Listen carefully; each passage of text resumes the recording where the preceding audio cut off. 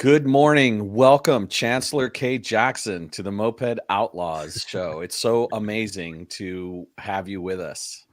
Hey, blessings and balance to you, Mark. Blessings and balance to you, Greg. And blessings and balance to everyone that's tuning in right now. Shout out to them. They're the real MVPs. Well, thank you. Yeah, I agree. So, Mark, you have any 3x5 cards? Yeah, this is the running joke, Chancellor. I use 3x5 cards to sort of generate questions, and I'm out of them. World. Okay. I have a question, though. I still have questions for you, and Okay. I don't want to dive in like it's a cross-examination. The dude was in China, for goodness sakes. That's what I'm wondering about. No, seriously. Like, I read that. How do you end up in China for 2 years? Oh, so I after I graduated from college in 2018, I landed my first job in China teaching English to children. So that's how I ended up out there. And I was supposed to do a year. That's how long my contract was set, but I only ended up doing 6 months before things hit the fan. And yeah. So things hit the fan. Was that the whole COVID thing? Oh no, that's me getting locked up out there. Yeah. So that was a big lesson in accountability, wasn't it? Oh yeah, for sure, entirely.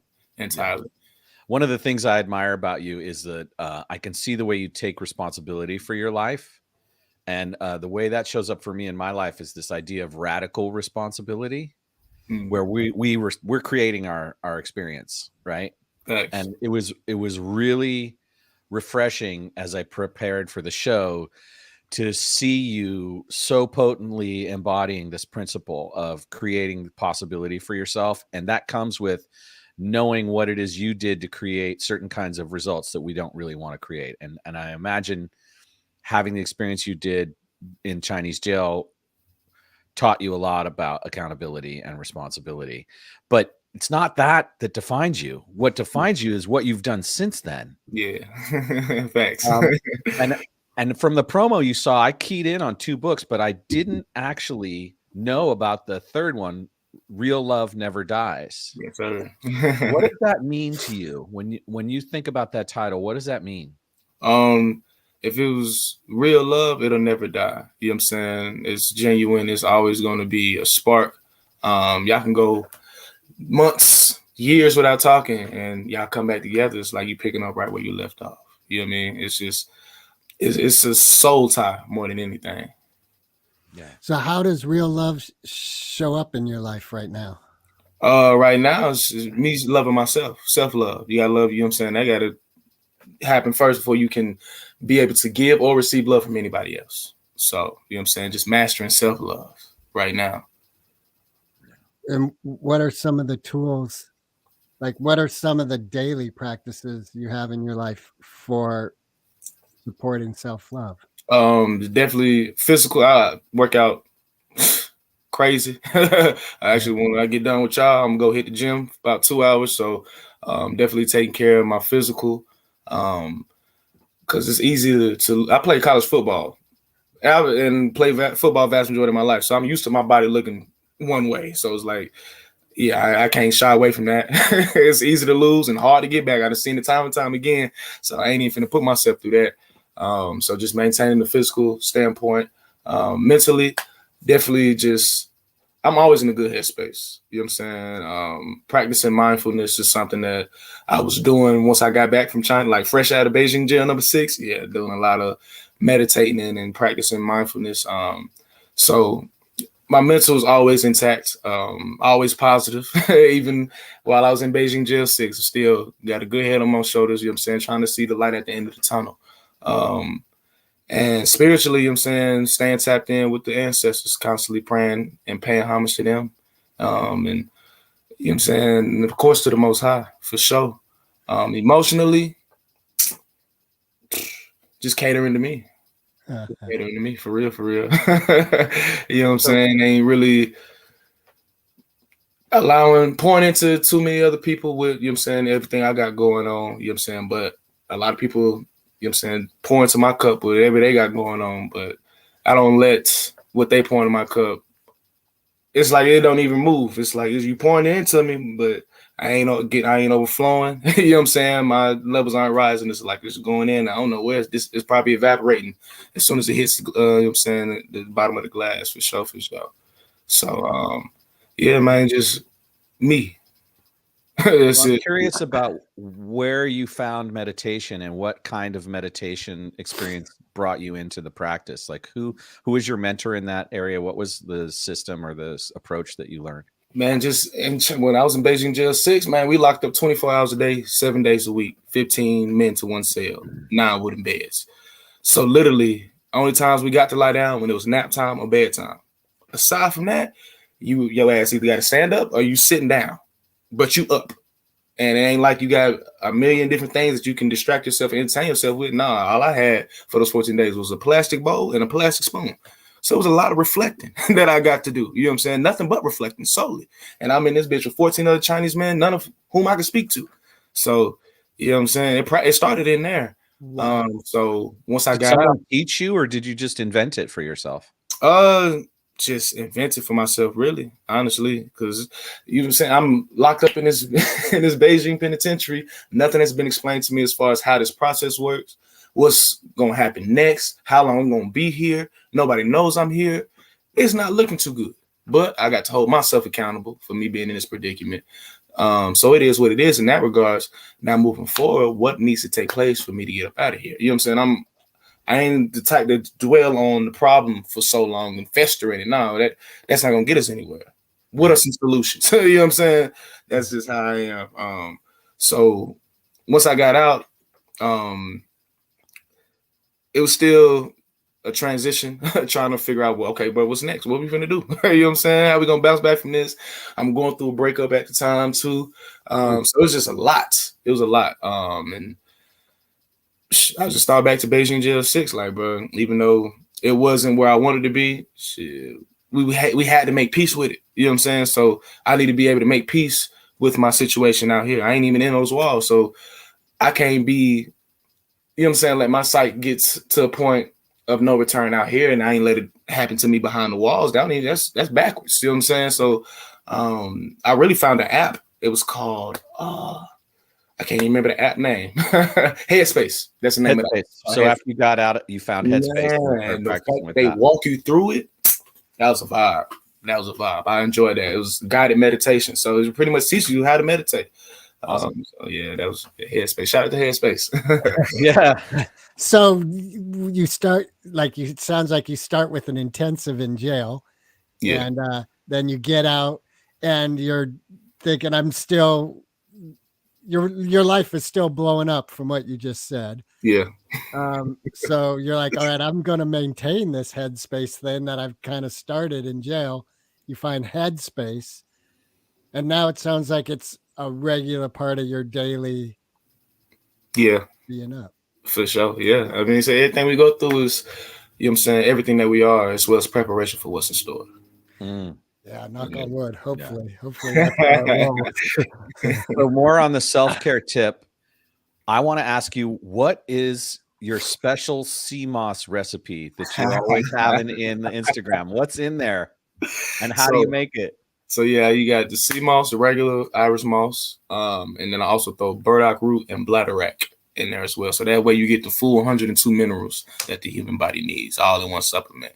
And of course, burdock root and bladderwrack treat and help with a bunch of other a bunch of just different things along with sea moss. So you know what I'm saying, I really got introduced to sea moss right before I went to China. Ironically, I was at a Dollar Tree trying to pick up some stuff, and outside of Dollar Tree was a dude selling like sea moss, raw soaps and stuff. I'm like, oh yeah, but I'd heard about the sea moss. Let me get some. I'm finna get ready to leave for China in about 3 days. Let me get, you know what I'm saying, a little bit of that. And while I was in China, anytime I felt myself coming down with something, I make some of that tea of the moss. Next day I'll be A1 since day one. So it's like, hey, I've been on it ever since. Tell me a little bit about how you prepare it. Like, so if you got the actual raw Irish moss, you just clean it off. You know what I'm saying? Definitely rinse it off thoroughly. Because you know what I'm saying, it's gonna be sand on it. You know what I'm saying? It's gonna be plastic in it sometimes because, you know, it's straight from the ocean. So just clean it out thoroughly once you get it nice and clean. Put set it in a bowl, pour out either spring water or alkaline water into that bowl, and you just let it sit in the refrigerator. Let it soak for about 3 days, at least 3 days. You let it soak for longer than that. That's just so when it comes down to blending, it'll be easier to blend. So after you let it soak for 3 days, pour it, strain it out of that bowl, rinse it off again, and now you just throw it in the blender with spring water, alkaline water, and just blend it up. And then you can throw in any other additional herbs you want to off in there as well. I also throw mullein leaf. I forgot about mullein leaf. I put mullein leaf in there too. Clean out the lungs. And that's like your breakfast. Yeah, for sure. Yeah, every day. Awesome. Thank you. Chancellor, it's a trip because your vibe seems so bouncy, and like free, but you've got these practices that are really deep knowledge practices in your life. Yeah. When you put it like that, like, I mean, I like when things are thrown, like when my knee-jerk responses to something are thrown. And right now I'm thrown. I like it. I appreciate it, man. I appreciate it. What about the discipline to write 3 books? Like, that's some serious discipline. World. Yeah. I mean, it's really easy though. You know what I'm saying? Like anybody, I knew when I was, I'm in the first precinct. I'm sitting in the chair handcuffed like this here, hands behind my back. I'm like, just in this belief that everything that popped out the way that it did. And now here I am getting arrested in China. And nobody knows this is happening to me. And I have no clue what's going to take place. But I knew deep down in my spirit that I was going to be good when it was all said and done. Wow. I was like, you're going to be good when it's all said and done, for sure. We don't know what the hell's going to happen, but I know I'm going to be good. So with that being said, take note of every minor detail because it's going to be a great story to tell once you're out of this predicament. And most importantly, boy, enjoy this high one last time because we don't know what the hell's going to happen to us. So, yeah. You know what I'm saying? But, yeah, so bro. Do you feel comfortable talking about what got you in there? And when you say high, sure. Was it cannabis? What was it? Yeah, so it's April 4th, 2019. It's a Thursday. And the way my schedule is set up, my weekends were Wednesday and Thursday. So it's my Sunday pretty much. I'm getting ready to head to the event to meet some colleagues and friends that we're going to customize some Chinese fans, make our own little Chinese fans. So before I go to the event, I'm like, hey, I'm a pregame. For those that don't know what pre-gaming is, say you and some friends gonna go out on a night full of festivities, but before y'all go out, it's like, hey, we're gonna meet up at so-and-so house first, and we're gonna turn up at their house, and then we're gonna go out and have even more fun. So I'm in my apartment by myself, listening to some music, drinking a Chinese wine cooler, smoking some cannabis on my little silver pipe. I get done, get dressed, whoop, make sure I got everything for I walk out the door, then I hear a knock. Guests aren't unfamiliar, curious to see who it is. I look through the peephole, and there stood 3 officers from the Beijing police. Instantly, you know what I'm saying? Heart sunk to my stomach. You know what I'm saying? I'm sick. Like, oh, what they doing here? Go scramble, put everything up, open the door. They walk in, and the officer in front, he's questioning me about drugs. You know what I'm saying? I'm from Atlanta, so that's the city of finesse. You live by the finesse, you die by the finesse. Keep that in mind. So I'm like, drugs? What you talking about? Who is this guy? You tripping? Nah, bro. You got me confused with somebody else. Passport? Yeah, but you might need to go see my passport. Let me go grab my documentation. I'll be right back. So I go grab my documentation, bring it to him to look over. The other 2 officers are just scoping the place out. You know what I mean? Time passes, and another officer enters the apartment, and he has something in his hand. Not really able to make heads or tails of what the item is, but he hands it to the officer that I was originally speaking to. And that officer then communicates to me to pee into the cup. So it was a drug test right there on the spot. I was like, oh, yeah, it's over with. I said, it's over with, boy. Yeah. Do the drug test. Fail the drug test, of course. So they processed that right there on the spot? They were able to detect right there? Oh, man, it took me about 45 minutes just to be able to pee. Yeah. So once I finally peed into the cup and I gave it to the officer that was watching me, he took it. They set it on the table, and they all just huddled around the cup like this here. And about 5 seconds later, they just started looking at each other and started grinning. And I'm just sitting there like oh, shit. Yeah, that thing, man, results come back instantly, and it'll find everything in your system. Everything. You know what I'm saying? So by this time, now it's like 8 officers in the apartment. They really ransacking the place. And then one officer that speaks English fluently, he walks up to me, questioned me about failing the drug test. When's the last time I smoked? If I had any more on me, you know what I'm saying? Who I get it from? Whoop. And like I said earlier, I'm from the city of finesse. You live by the finesse, you die by the finesse. So, mind you, I'm still high. I'm high as Orion still. It's the fog of war. It's, you know what I'm saying? The moment's big. I'm pissing down my leg. I'm still trying to keep my composure at the same time. So, me and the officer going back and forth. Every question he's posing, the first thing that comes to my head, I'm just blurting out. I ain't really thinking about it. You know what I'm saying? It got to the point where I was catching myself in a lie. So I knew, I'm like, okay, if I'm catching myself lying, I know for a fact he's catching me lying. But hey, you live by the finesse, you die by the finesse. So I'm going back and forth. Like, I don't know nothing. I'm just playing the fool. And then we got to a point where I guess he was getting fed up. So he was like, all right, Sheray's up, man. You caught red-handed. We know you got more woo. I'm like, all right, bet. I die by the finesse this time. It's all good. I'll live to finesse another day. Now I got to hold myself accountable. So fess up to it. They want me to show them my stash, so I get up to do that. Lo and behold, when I get there, everything's discovered and on display. So I guess they was just trying to see if I was going to cough up any just extra freebies. But they confiscate everything, throw the cuffs on me, set me down in the van, and we get to one precinct there briefly, get to another precinct, do my official interrogation, and that's dramatic because they take me to the basement of that precinct and lock me into this metal chair. It looked like an electric chair just to do the interrogation. So everything, like my entire body, my shins, thighs, waist, chest, and arms all in one place. The only part of my body I can move was my head up and down, left and right. So I did my whole interrogation like that. But by that time, that was plenty of time to come up with a good story to finesse their ass with. So I gave my fabricated story. After that, they released me from the chair, took me upstairs, mugshot, handprint, and threw me back in the holding cell. So, you know what I'm saying? Now I'm just up there, and I'm still high. While all this going on, I'm still high, bro. I'm just reflecting, replaying the whole situation, thinking about what I could have did better, how I could have responded better, what I could have said better. Just, you know what I'm saying? Just I love that. Even in the midst of the depths of some challenge, you are refining, right? You're self-reflecting and refining. And that's something you've carried forward now that you're free again. Yeah, right? Yeah, for sure. I got a question for you. The story you finessed in the chair when you're locked down. Yeah. Do you think that did good, or do you think you would have been better off just saying the truth? I don't know. They released me from the chair, so I assumed it was good. When they released me from the chair, I'm like, all right, bet. So how did you get out in 14 days? They just called my name and come on.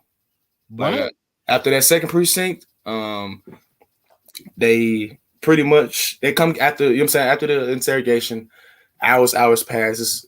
I don't even know what time it is. The sun was up. Now I look up, it's gone. So they come get me from the holding cell and walk me to the lobby of that precinct and bring my best clothes. Tell me to get dressed. I'm like, okay, hold on. All right, I guess I see when you compliant, your energy is good. You work with these people. You know what I'm saying? Things play out in your favor. So I get dressed. I'm waiting for the next set of orders. So they had me follow them through a door that's behind the front desk. Enter through that door. Now we in the hallway. At the end of the hallway, I see a small room crowded with officers. So I'm following the CO to this room. As I enter the room, I can only guess this is some form of evidence room. You see evidence bags everywhere. I'm talking about no sense of structure or organization. It's just clutter and hoarded. Like, it's just crazy. But in front of me is a table. In the center of the table is everything that was confiscated from my apartment. So they take the cannabis and they weigh it up right there in front of me. Now, this is an interesting phase in the book because, one, as a reader, you're curious to know, okay, how much does he actually have on him? Two, when have you ever heard or seen law enforcement weigh whatever they just confiscated from you right up in front of you? I thought that was interesting. Yeah. But three, like I said, I don't receive no information whatsoever. Like, from the time the cuffs is, only time these folks communicated with me was asking me about the drugs. Aside from that, I didn't know what was going on. I'm just following orders. They say jump, I say how high. You know what I'm saying? So with me not receiving no information in regards to how this thing is going to play out, I received all my information from my ancestors, my spiritual realm, my higher powers, whatever you want to refer to them as. And this was the very first sign I received and the only live in action one. I received the rest occurred in my dreams. But they weigh up the cannabis right there in front of me. It totals out to be 1.4 grams. Now, for those that partake in cannabis, you know 1.4 grams isn't a lot.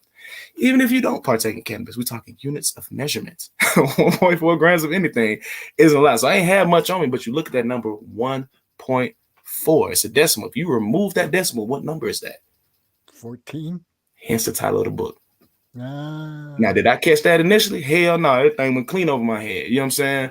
But that was the very first sign I received. So they put everything on paper, have me sign it, thumbprint it. We get back in the van. I'm like, okay, I done work with y'all. It's about 1 o'clock in the morning at this point. Y'all arrest me at like 11 a.m. There's no way they're not taking me home. You know what I'm saying? So we ride it. 30, 40 minutes pass, and we arrive at a facility detailed with tall walls and barbed wire. And I was like, oh, shit. We just getting started. You know what I'm saying? Enter, do a quick physical, put me in my official uniform, gave me my plastic bowl and my plastic spoon, and they took me upstairs to the second floor to where the men house. We get to cell 209. It's about 4 o'clock in the morning at this point. The CO opens the door. Instantly, my psyche is thrown by the setup of the cell. Immediately, I see, I describe it as a slumber party. It looks like a slumber party on the bunks, which, you know what I'm saying, the beds, a number of wooden bunks. So it looked like a slumber party, just a bunch of grown men huddled up, sleeping together. Across from the people sleeping are 2 Chinese inmates standing against the wall, wide awake, watching them sleep. So, of course, it's only a few people up.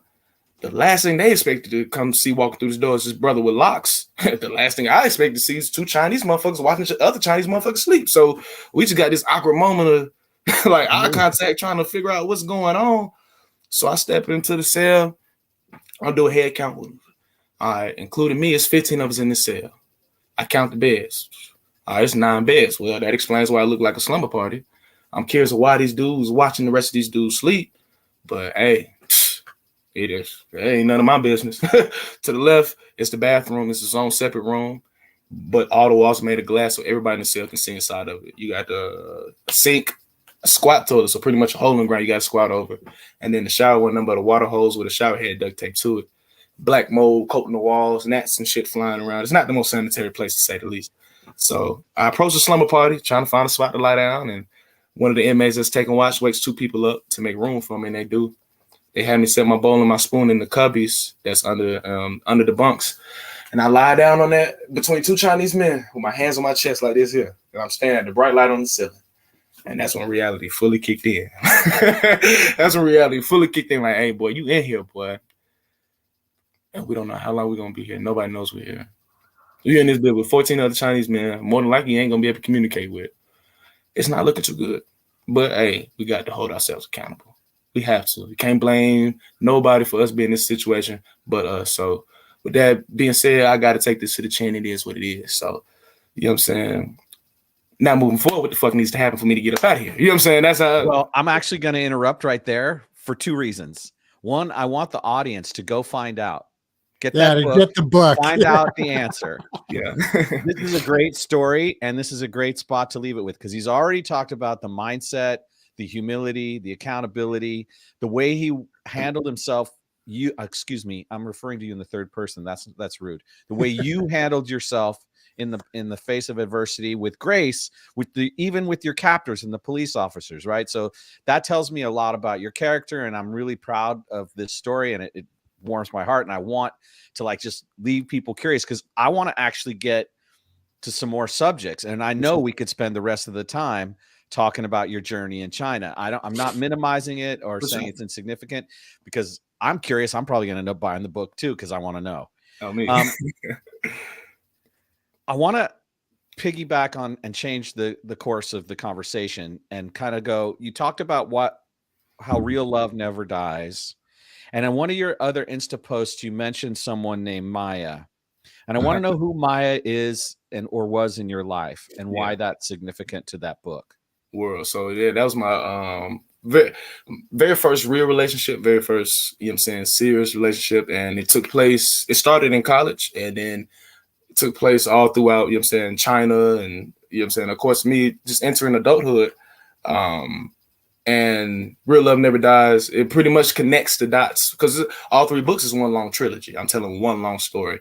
What inspired the romance sector of it was a lot of women that was reading 14 Days and so, okay, you talk about this girlfriend of yours all throughout the book, but you don't actually get to talk to her. And then at the end of the book, you get out and that's it. So what happened with you and her? What's the tea on that? We want to know how that played out. Woo, woo, woo. So I'm like, all right, bet. So that's when I, you know what I'm saying, wrote You Love, You Learn. So it takes this year one of our relationship and just me in college. And then Real Love Never Dies. It takes place of me graduating college, landing a job in China. Talks about what I was doing in China prior to getting locked up. You know what I'm saying? Because a lot of people don't know anything about that. And then, of course, what took place after those infamous 14 days. But yeah, she's very, very pivotal. So, man, peace to my journey and you're saying the story as well. Because I'm just saying all my stories based on real life events and just things that I've learned. You know what I'm saying? So just she's definitely, you know what I'm saying, pivotal. For sure. For sure. Is she still alive and walking the face of the earth? Yes. She still is alive and walking. I haven't seen or spoken to her since 2019, but I assume, you know what I'm saying? I ain't heard nothing, so I figured she's still. All right. Well, Maya, if you somehow stumble upon this podcast, much love and respect to you for the way you showed up. And I hope you're healthy, happy, and finding joy. How'd she show up? I was walking at my qualitative and rhetorical class. Yeah, qualitative rhetorical class in Samson Hall. You know what I'm saying? I'm walking down the stairs. I got my headphones on. You got Michael Jackson playing, bumping as I'm walking to my next class. And as I'm exiting, I'm finna get ready to exit the building. Something in my spirit said, "Turn around, bro." So I just turned around. And I don't know, as I'm turning around, my eyes just gravitated to the top of the staircase. I don't know why. It's where they went. And that's where she was just standing, like, she wasn't paying no attention, nothing. She was just standing there. I'm like, damn, well, who was that? And it was from there on, is, you know what I'm saying? That's how we got initiated. Or at least that's how I saw her. And then we didn't really start talking until she followed me on Instagram, like the same day or the next day or something like that. So I'm like, okay, for sure. Bet.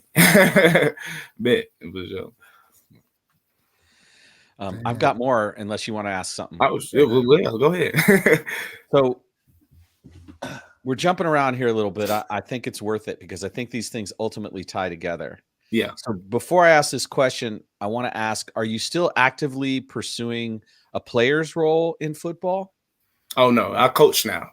So what is your role with the Wheeler Wildcats, and what does mentorship and have to do with leadership? Well, so I'm a coach. I coach the DBs for Wheeler High School, and I'm the defensive coordinator for JV. And I feel like just mentorship is, you know what I'm saying? I just reflect back from when I was coming up. You know what I'm saying? My father wasn't in the picture like that. You know what I'm saying? And I played football, so a lot of the game and knowledge I wish let me have the OG when I was coming up playing the game. My football experience would have been completely different. You know what I'm saying? By a landslide. So it's like me embarking on this football journey by myself, and I took it to the top level. You know what I'm saying? One of the top levels, and I by myself. It wasn't like I was highly recruited out of high school. Folks ain't know who the fuck I was. I got myself in the Stetson. You know what I'm saying? My coach wasn't putting us on like that. Nah, I made that happen. So and then was able to get my foot in the door at Stetson. I'm pretty much a walk-on. I still got to work my way up the ranks. So I knew I possessed a lot of skills. You know what I'm saying? A lot of game and a lot of wisdom and the knowledge when it comes to this game of football. And if you want to play at the next level, for sure, I know exactly what it takes to get there. And it's feasible, for sure. You got to make sure your T's is crossed, your I's is dotted. You know what I'm saying? And as long as you just don't quit, you stay consistent and persistent. Oh, yeah, man, it's going to work out. So just being able to, you know what I'm saying, help them with this phase of their life, because it's very, very big for, you know what I'm saying, all high school athletes. You play football in high school. Everybody wants to play college football. Everybody wants to go to the league. Not everybody's going to get that opportunity. You know what I'm saying? A lot of y'all careers going to end in high school. You know what I'm saying? And when that career comes to an end, whether you ready for it or not, that shit is it's a rude awakening. It's a rude awakening. It was a process for me just trying to re-identify myself when football came to the end. So I know in that aspect, I'll be able to help them boys out too. You know what I'm saying? For sure. And you know what I'm saying? We molding them. They're going to be men. They're going to be fathers. They're going to be husbands. You know what I'm saying? Active leaders in the community. So to be a part of their foundation, man, that's honorable. I'm wondering about that because quality of character, you said your father wasn't really around in your life. is that part of what you are hoping to teach these young men, of quality of character, to be accountable for the actions and things they're doing in their life? Now, facts, especially this younger generation, different, bro. Like I feel how y'all feel about how we was coming up. they different, man, and the technology is, man, it's so different, bro. Like these kids is different. Attention span's a whole lot shorter. Like, man, so yeah, it's just, man, you got to teach these kids everything, how to win football, man, everything, how to win, how to work hard, how to, you know what I'm saying, be a leader, how to, you know what I'm saying, just do right. Just do right, bro. Just, you know what I'm saying? You got to teach them everything. So, but it's a blessing though. You know what I mean? It ain't for everybody. It's not for everybody. But so what's the secret to getting through to them? Like at first they don't want to hear it, right? World. Yeah, I just feel like, man, you got to have that rapport with them. And I feel like with me being so young, I'm pretty much like a big cousin or a big brother to a lot of them. You know what I'm saying? They can tap it. Man, they know they can tap in with me with anything. It just, I know they could just relate to me a little bit better versus our coaches that's 40 and up. You know what I'm saying? Like, the only time they really go into them is like they really, really have like problems. Like I got dealing with failing this class, or you know what I'm saying? I'm trying to get in touch with this coach. That's when and they can give you some life skills as well. But it's like, far as just the delivery, I don't know if that'll be the same. You know what I mean? Just versus how it'll come for me being a little bit younger and just knowing how to, and my degree in communication. So I know how to, you know what I'm saying, work my one no matter where I'm at. You know what I'm saying, in that aspect. So, yeah. The defensive back position is kind of like the unknown quarterback of a lot of teams. What is it about being a defensive back in terms of the mental game that really puts you in a pivotal position to how the outcome of the defensive operations work? Man, you're doing everything backwards. You're doing everything backwards. You know what I'm saying? Everything else, I feel like D-line, you're going forward. Linebackers, you're side to side or downhill. DB, you have to do everything backwards. You have to guard this man that's running full speed forward backwards. That's hard as fuck to do. You know what I'm saying? And then just the mental standpoint of just knowing football. A lot of these kids don't know the game of football. They don't even watch football in their own free time.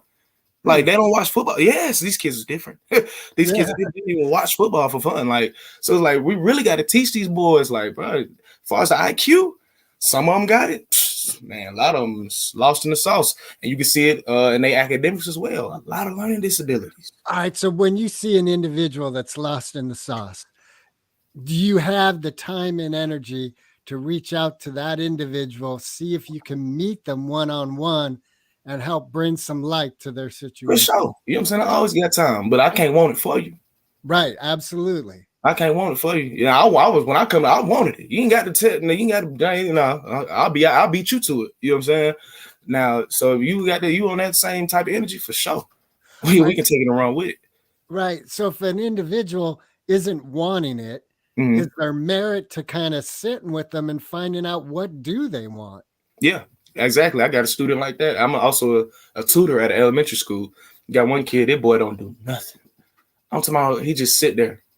You sit there, bro. What's wrong with you? You good? Like, and I asked him, bro, what motivates you, bro? Like, what gets your engine going? Because I'm like, clearly school ain't it, bro. Like, I'm curious to see what sparks you. Because I know this is not you. You know what I'm saying? You come, Christian, you gonna do some work today? So he sit there like he don't hear you talking to him at all. Right. You know what I'm saying? Like, bro, what's up? But he got his jacket over his head. You pull his jacket off of his head, all that. He'll just sit there. Like, bro, what's up, bro? Like, it's like, yeah, students like that, you gotta put a little bit more time into. You know what I'm saying? It ain't gonna be easy. It's not easy at all. Especially they ain't give you nothing to work with on top of that. But I feel like that comes with time. Yeah. You know what I'm saying? A kid like that, he got trust issues. He ain't just gonna open up to just anybody. That's what I think. Yeah, he's got to see that you keep showing up, even when it's hard on your end. It's like, oh, well, Chancellor's still here. All right. Yeah. So through time, you know what I'm saying? Okay, they'll start opening up then, but you just got to trust the process and stay down and get through that ugly part first. You know what I'm saying? Have you seen an individual turn? Like, have you seen an individual spark that was in that place? Well, I've only been at this elementary school for a year now. So it's a whole new school, essentially. So still working with that in regards to football. Yeah, man, I got our star corner. This last season was his first season he's completed in high school. He didn't, you know what I'm saying? I think he played freshman year. After freshman ball was done, that was it. You know what I'm saying? They only played like 6-7 games. His sophomore year, that he was getting a lot of burn, and I guess just mentally he checked out. Well, it was just a lot of stuff we was dealing with as a team, and just trying to build a program that's used to being a losing program, so trying to get them out of that funk. So he ain't finished his sophomore year, and but he bounced after that sophomore season, and he was contemplating on transferring and all that. The only thing that kept him at Wheeler was me. So he just, I guess, just really once we had to weed out a lot of the toxins and the cancers on the team, get rid of their asses. So we got all people that's just truly bought in now. Now we can work with y'all. We can work with y'all because y'all bought in. So that offseason, he just locked in on the track. You know what I'm saying? I always meet up with him one day out of the week to just do footwork, ladder drills, workout drills in our position, all of that. And then, man, it accumulates to spring. He had a great spring, summer, great summer, and he started all this year. And I'm talking about was our star corner this year, like locking shit up. Like we need to take away a team star receiver, 8. Come on, where's 8? Come on, handle business. You know what I'm saying? And he had a great junior year. So with going into this last year, I'm truly excited to see how he does. Do you bring some of your knowledge of your connection to ancestors to these kids? Oh yeah. Most of my players follow me on Instagram. They see everything I do. You know what I'm saying? For sure, let them see it. I ain't the type to hide shit from these kids because they already see it already. You know what I'm saying? They see it already. So it's like, yeah, I don't hide nothing from them. I'll expose them to everything. Exposure is everything. Yes, sir. If I can't fault you for thinking or behaving a certain way when you've only been exposed to so much. Yeah. So can you illuminate a little bit more about ancestral awareness, what that means to you? Yeah. And like, I understand a very little bit about the people of color and their culture. And both Greg and I have done some work to try and become, better white people. But, and we're still working. But I think I'm curious about how you relate in this culture, especially in the South, to the ancestral lineage, and how do you access it? And, what are the pathways that have helped you connect more and more to your spiritual background? For sure. Yeah. My spiritual journey, my spiritual awakening begun my junior year of college. And that's what, I'm saying, in college, you can take classes. You just get exposed to just different information that you will never get exposed to in grade school. You know what I'm saying? So taking anthropology classes, sociology classes, you know what I'm saying? Getting exposed to that type of information. I was like, oh, wow. Okay. It's a lot that it's been misconstrued. You know what I'm saying? And I feel like it's a lot that something in my spirit, I feel like it's more to this world than what I've just learned in school coming. I was just up upon this journey. So I was like, I feel like it's something more out there. I remember having conversations with some of my peers, and one of my peers like, hey bro, you should watch this documentary called Hidden Colors. And so like they got like six videos, and it's pretty much, man, they just debunking all the history that's just been hidden. You know what I'm saying? That people of color played a huge part in. I'm talking about from the beginning of time all the way up to now. This shit is long as hell. But after I watched that, I was like, oh, it was a wrap after that. It was my senior research project was the Stretched Truths, a textual comparative analysis on the misconstrued history in American high school textbooks. And then I went and got a high school history book from the high school in the land, and you know what I'm saying? I focused on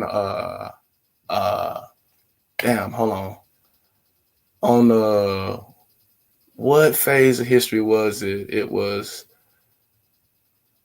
after the Civil War. After the Civil War. Okay.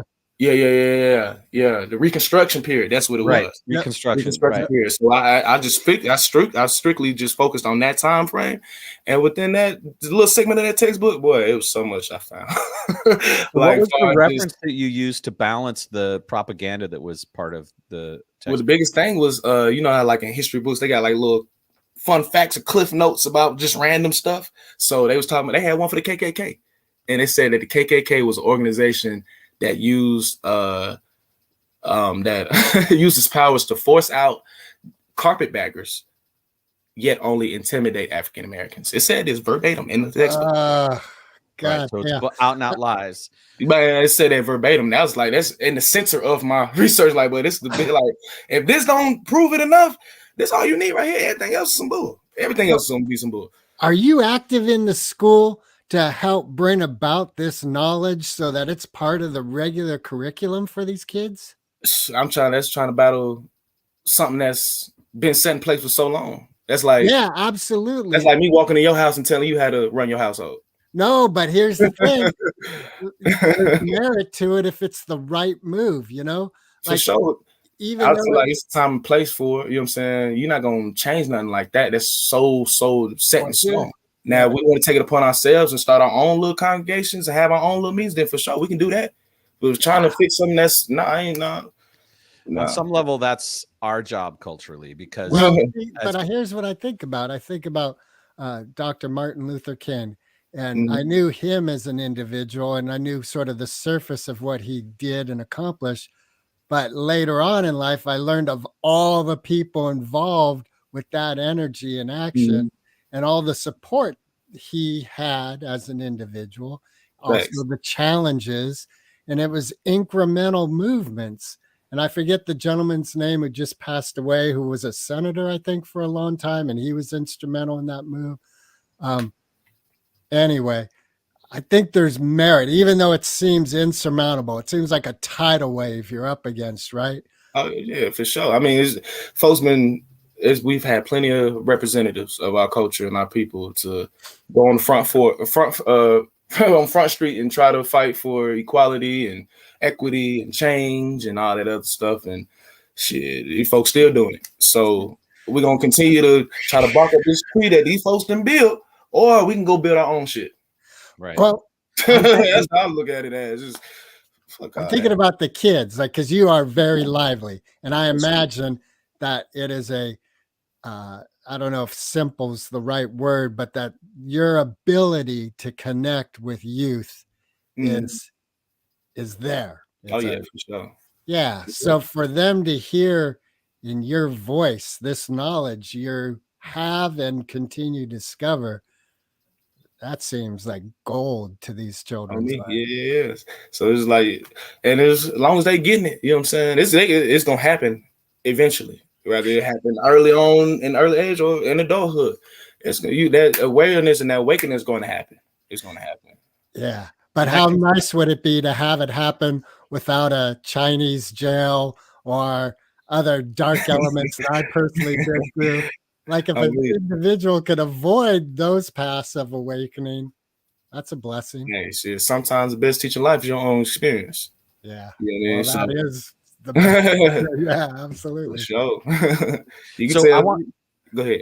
I want to ask you more about how you tap into your own ancestral spiritual awareness. Like, we have the Western institutions, right? But it sounds like something's informing your perspective that goes beyond the traditional sort of American constructs. And if I wanted to make some assumptions about you having had locks, there would be assumptions that you had connected to a kind of lineage that is deeper into the cultural history of Africa or the Caribbean. And I'm sort of curious, where's the touch point for you in your personal spiritual awareness around ancestors and your spiritual practices?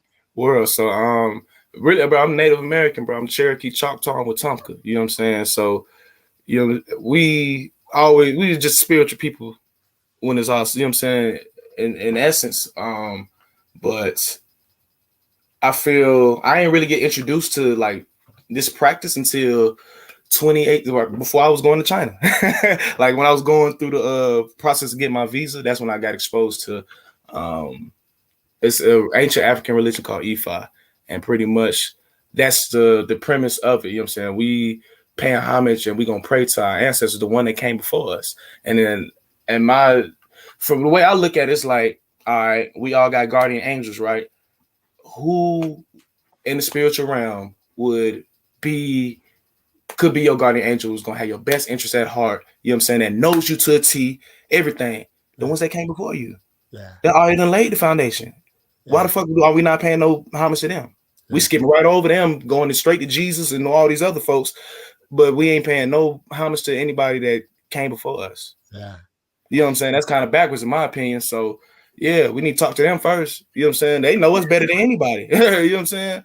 You just sparked a great thought. Like I've been checking into my ancestors, my immediate ancestors, like my grandparents and mother-in-laws and stuff. Anyway, you sparked an idea. When I check in with them like that, there is a personal connection I have with them. Mm-hmm. Like you're saying, they know me. I know they know me.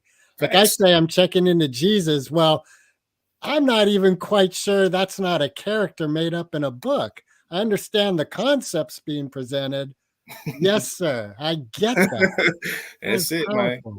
That's it, bro. That's when you just, man, it's just getting exposed to just, man, the history, bro. It's really that documentary just made me question everything, bro. It's like, bro, these folks done told us a whole bunch of malarkey.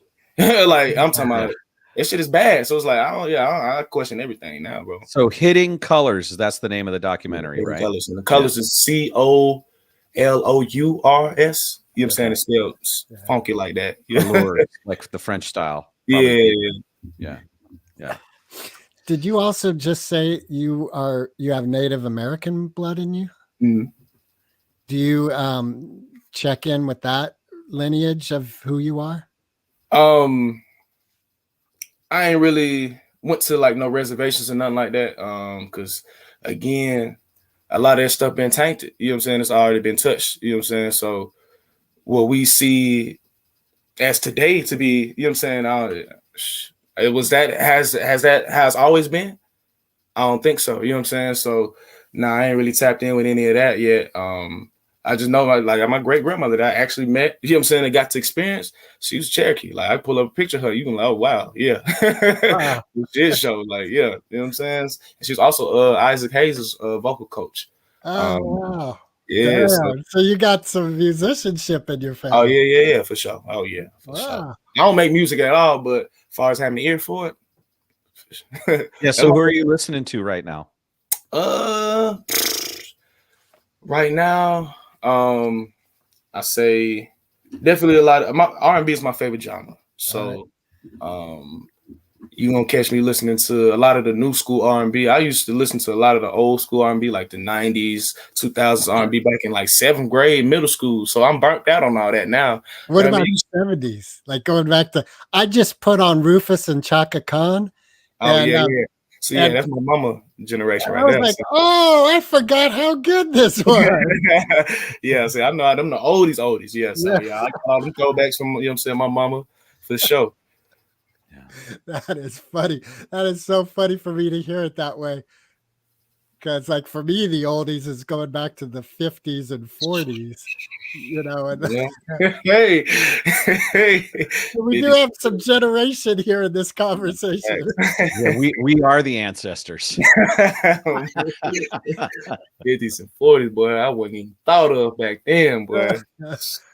Yeah. Well, I can't imagine.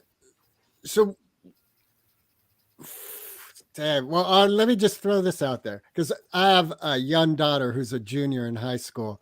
Okay. And part of what I noticed in my communication with her, this whole thing going on with gender fluidity and sexual fluidity, like it's just for her, it's a thing, and it's nothing. It just is. It's like whatever. Why are you even tripping on it? For me, it's like I'm tripping on it because I was raised that there's a male and a female. You know, so yeah, it's different. Yeah, my youngest sibling, you know what I'm saying, identified. Well, she's part of the LGBTQ community. He is part of the LGBTQ community. Man, it's just different. Like you said, like I told you, hey, this new generation, hey, it's different, bro. Like I'm telling you, it's different, bro. But it's like change is inevitable. Yeah. Change is inevitable. Things change, people change, feelings change. You know what I'm saying? Resisting change, we hold on. Accepting change, we let go. Yeah. And they're bringing the medicine. Yeah. You know what I'm saying?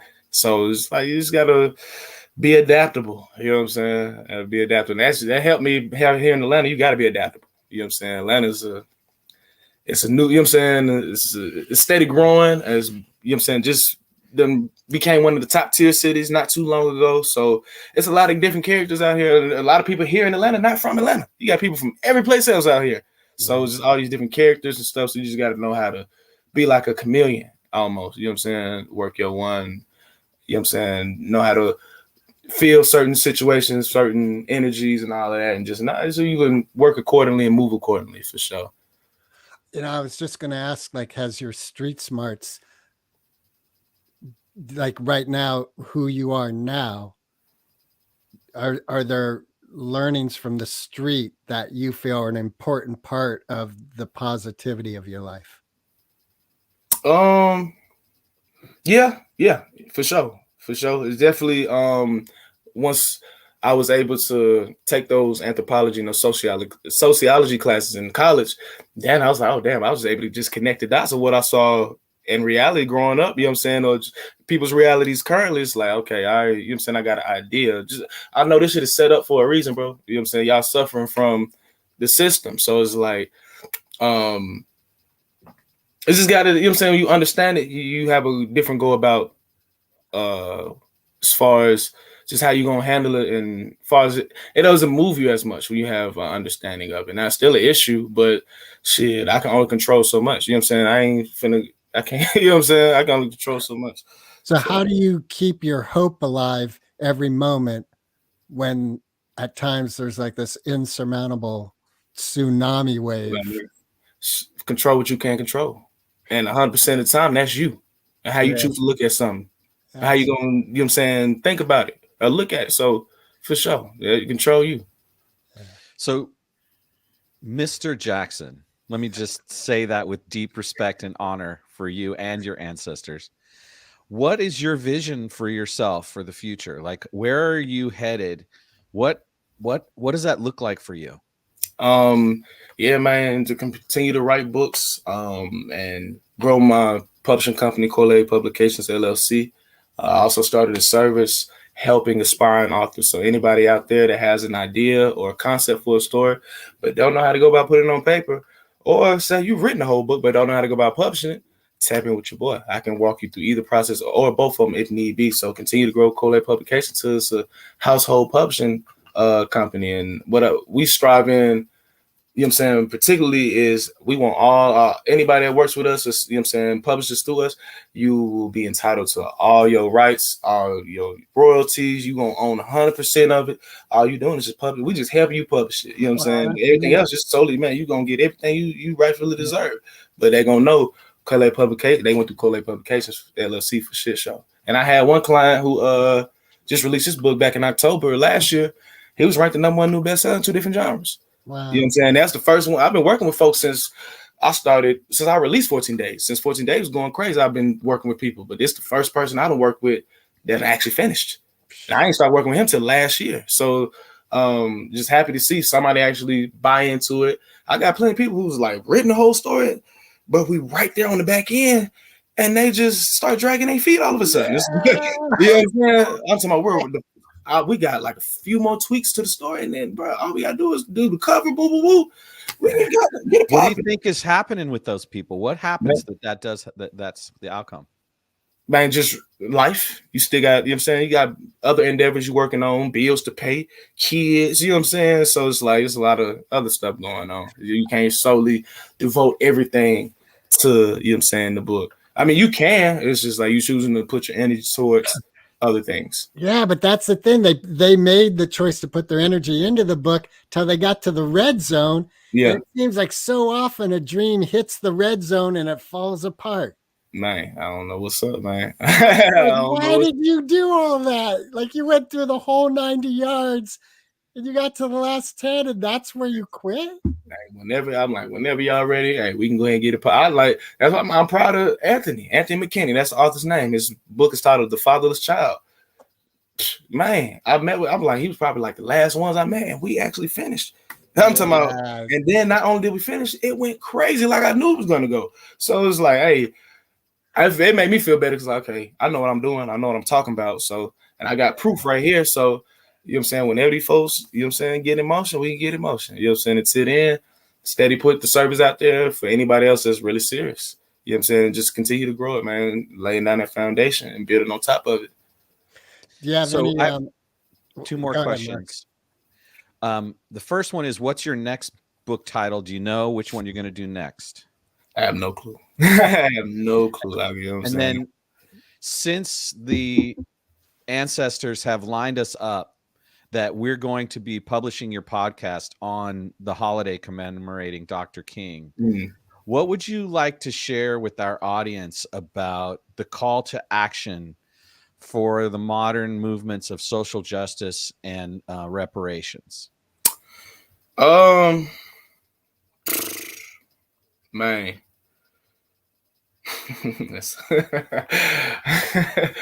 Hey, you know what? You know how you dared us to ask a question? Yeah. We dare you to answer this one. Yeah, call to action, bros. I feel like that call to action, we have to, as a people, my people, we got to come together. And that's really the biggest hurdle we've been trying to get over for years. UNITY. That is the biggest hurdle we've been trying to get over for years. And it's, you know what I'm saying? We're so divided as a people. So divided as a people. That's the biggest issue. If we all come together, it is a wrap. It's going to be scary. Do you think it's possible to be all inclusive when you say we got to come together as a people? Can it be? No, you got to do it first. We got to subdivide. We got to subdivide. For sure. So yeah, there has to be healing and reconnection in the African diaspora, right? The BIPOC peoples have to be healed and reunited before we can talk about any rainbow coalition. And this book called The Resurrection of a Felon, it's pretty much talking about, you know what I'm saying, the reconstruction of America in the modern day. And he felt like he's a former felon. He felt like the felons, not just any type of felons, but the felons that were actually like smart, intelligent individuals, you know what I'm saying? But they was just in the streets, but still, you know what I'm saying? They, as far as here, they with it, you know what I mean? It's going to take them, like people like individuals like that to go against the grain, go against society, the societal norms, and establish what, you know what I'm saying, we want. You know what I'm saying? We got to create everything. And we got to collect all the people that's on the same type of energy, on the same type of mindset. And then we got to do it and leave all the rest of the folks over there to do what they do. You know what I'm saying? Follow. So, and with us leading and taking off, guess what they're going to do? They're going to come along. They're going to follow suit. Eventually, that's what they do. Follow. You know what I'm saying? We live in society full of followers now. Do you think that means like something like a new Tulsa or a new state? Yeah, it's going to have to be. Yeah, it's gonna have to be. It got to be major. Like I said, we need to create our own everything. And we want the equality and the equity that folks been preaching and crying for generations. Yes, yeah, we gotta create it. We create it ourselves, and then we only, you know what I'm saying? We put all our money into it versus putting all our money into all these other things that's been created that's ran by people that don't look like us, and see how much of a change that creates. You know what I'm saying? Move all our money from these European banks. We start creating our own. We start creating our own schools, our own hospitals, our own everything. You know what I'm saying? And what my people have to do is get over our fear and stop worrying about that and get out of the way and start to be allies, because it's not about us, for one. And so alchemizing our fears and our resistance to the blooming of your culture, both the indigenous ancestral history and the African diasporic ancestral history, it's just going to be such an amazing gift to witness if we just stop with our white fragility and stop with our fear and get in the game with y'all. Man, I feel like for it to get to that point, like we'll have to be visited by like some extraterrestrials. For real, like we as a human, that's the only way I feel like a human race will come together. Like it's something else that we got to deal with as a people. Oh yeah, that's what. All right, yeah, we gonna lock arms and we be ready for war then for sure. So if you're called to leadership, will you step into the role? Hell yeah. Hell yeah. Hell yeah. For sure. And I already know what come with it too. Well, I want to honor you for your authenticity your vulnerability, your courage, your commitment, your devotion to the truth, and to your sense of humor, and your ongoing inspiration and joy that you bring to every moment, despite all of these contexts that we've described. As I said at the beginning, it's been an honor to speak with you and to have you on the show.